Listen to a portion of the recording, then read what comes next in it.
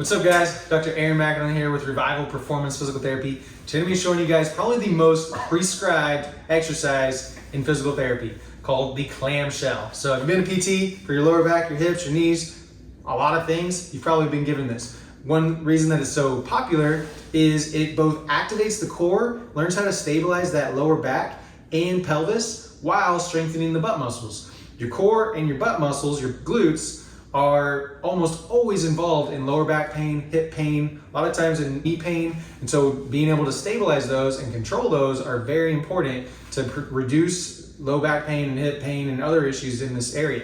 So what you're gonna be doing is laying on your side with your knees bent just like this. So you'll feel a little bit of pressure on that hip bone right there.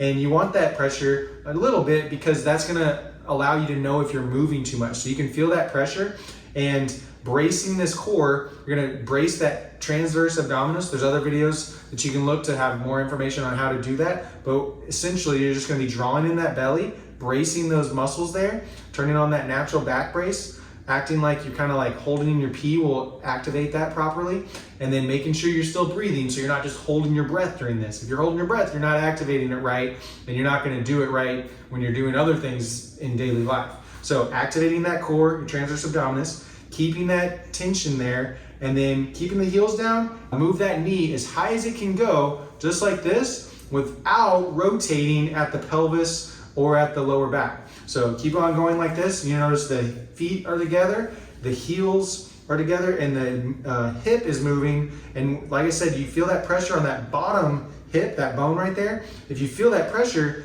if you feel it moving, that means, like say it's moving like this, that means you're not controlling with your pelvis or with your abs, you're not controlling that pelvis, and you're moving at the pelvis instead of just at the hip. The only thing that should be moving is this hip joint right here. So if you're moving anywhere else, you're compensating by using your lower back instead.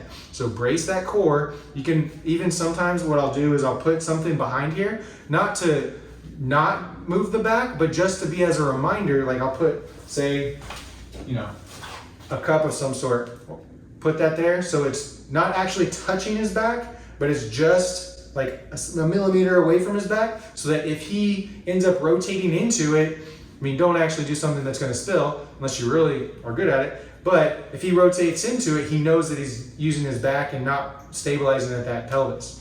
You can also get your back up against a wall, and then you don't want to go right up against it. You get up against it and then you come off slightly so that the wall's not doing the work for you. But then if you hit the wall, if your back rotates against the wall and you hit it with your butt and your pelvis, then you know you're not stabilizing properly. And that's pretty much the main point, is strengthen the glutes, but more importantly is activating the core and not moving at the lower back, because we're trying to associate and get a better association of how to use the hips without using the back. So you're not compensating and using the back, aggravating the back. So do the scribed amount, like and subscribe for more videos on how to bulletproof your body and be the best athlete you can be.